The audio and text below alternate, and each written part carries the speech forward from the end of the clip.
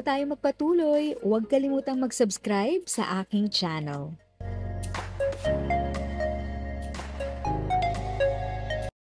Thank you sa pag-click ng aking video. Good day po sa lahat ng mga nanonood. Sa mga bagong viewers at napadaan lang, by the way, I'm Tita Eda. Welcome to my channel.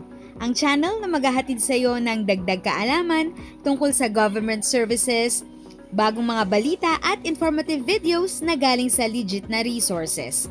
Mag-subscribe na para updated ka.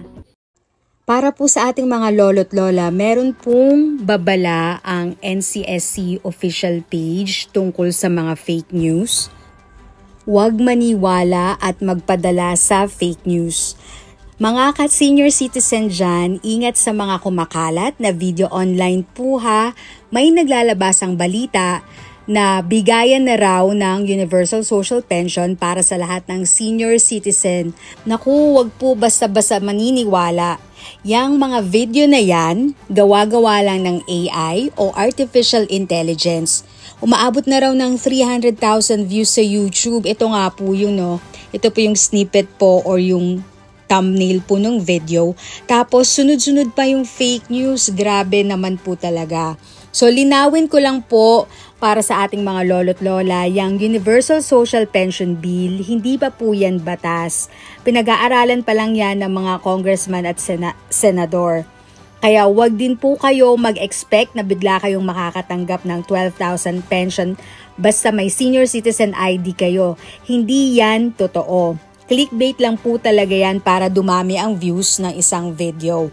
Kaya naman po sa ating mga lolo at lola, please lang sa mga official social media pages lang ng NCSC at iba pang government agencies kayo maniwala. At syempre po sa Tita Eda's channel kasi talagang galing naman din po sa mga official government sites po ang aking mga binabalita sa inyo para hindi po talaga kayo makasama or ma-fake news po. At wag lang po kayo kung saan-saan website dyan po mag-view or kukuha ng mga information.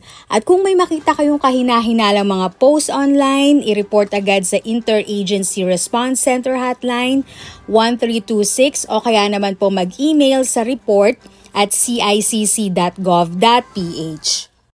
If sa tingin mo, natulungan ka ng video ko na ito, nakasave ka sa oras mo, you can click yung thanks button at any amount ay malaking help sa pag-grow ng channel ko. Yun lang po muna ang aking update. Sana ay nakatulong na dagdag kaalaman ang aking shinare today.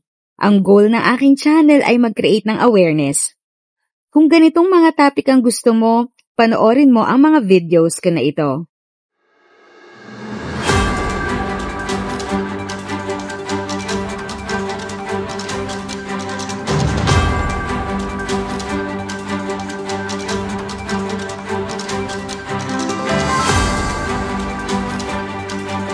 Thanks for watching! Kung may kapamilya, kaibigan o kakilala sa tingin mo ay magiging interesado sa video, please share or tag sila sa comment section.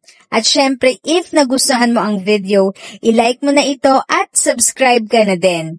As always, feel free to write your questions, comments, and opinions respectfully. And continue to be a blessing and stay safe!